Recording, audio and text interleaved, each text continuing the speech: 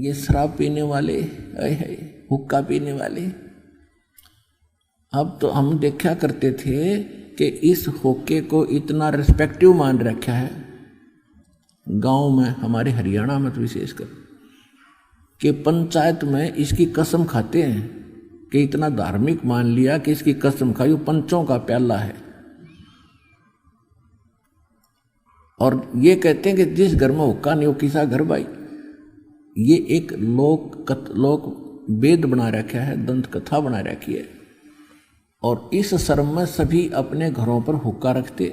हम देखा करते सोते उठते ही घर वाले सबसे पहले और काम छोड़ हुक्का चिलम उठा के हुक्का भरकर फिर गुरुड़ गुरुड़ करके फिर चल खेतों में जाते और फिर साथ ले जाते, वहाँ जाते भर के फिर स्टार्ट करते, 1 घंटा काम करके फिर हुक्का बैठ के पीते, फिर काम शुरू करते।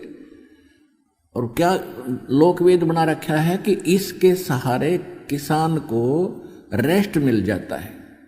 रेस्ट वो कर ले, दूसरे खेत जैसे और लोग, अब आपके पास घड़ी है, घड़ी से टाइम देख 1 घंटा काम कर और 10 मिनट 20 मिनट जो है तो क्यों टाइम पास करे था, अपना बैठ कर मंत्र करे माड़ा लेके बैलों को रेस्ट मिल जाए। तो वो काम हमने ऐसे चेंज करना है, क्रियाएं वही करेंगे लेकिन हम according to the guidelines of guru करेंगे, गुरु जी के आदेशानुसार, उसके निर्देशानुसार चलेंगे तो हमारी भक्ति भी बनेगी। अब जैसे हरियाणा में विरोध इसलिए हुआ कुछ समय कि जो उपदेश लेकर जाते बच्चे, पहले तो दादा पिताजी ताऊ चाचा अंकल वो हुक्का भरवाया करते थे और बच्चे बड़े खुश होकर भरते थे, भैया तो सेवा है बुजुर्गों की। और नाम लेने के बाद उन पर प्रतिबंध लग जाता है कि हुक्का नहीं भर के दोगे किसी को, बीड़ी भी लाकर नहीं देनी, माचिस भी पीने के लिए लगाने के लिए नहीं देनी, आप पाप के भागी हो जाओगे। तो बच्चों के या बड़ों का अब जो से यहाँ दुखी आ रहे हैं बेचारे, कैर टूट रहा जिनके घर पे 1-1 2-2 व्यक्ति मर गए, पशु मर रही है, स्वयं कैंसर से पीड़ित है। अब वो तो अपना जीवन देखेंगे, समाज नहीं देखेंगे, समाज देखेंगे फिर भक्ति भी नहीं हो और ना भगवान राहत दे। तो उन्होंने नाम लिया, प्रारंभ ऐसे ही लोगों से हुआ जो घने दुखी थे, और भगवान तो सुख देता है, परमपिता है।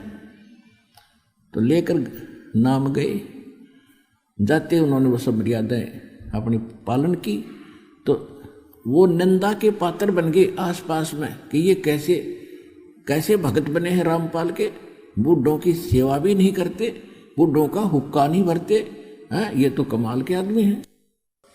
ऐसा निकम्मा है वो, तो ऐसी शिक्षा देता बच्चों को, बूढ़ों की सेवा से बंद कराता है।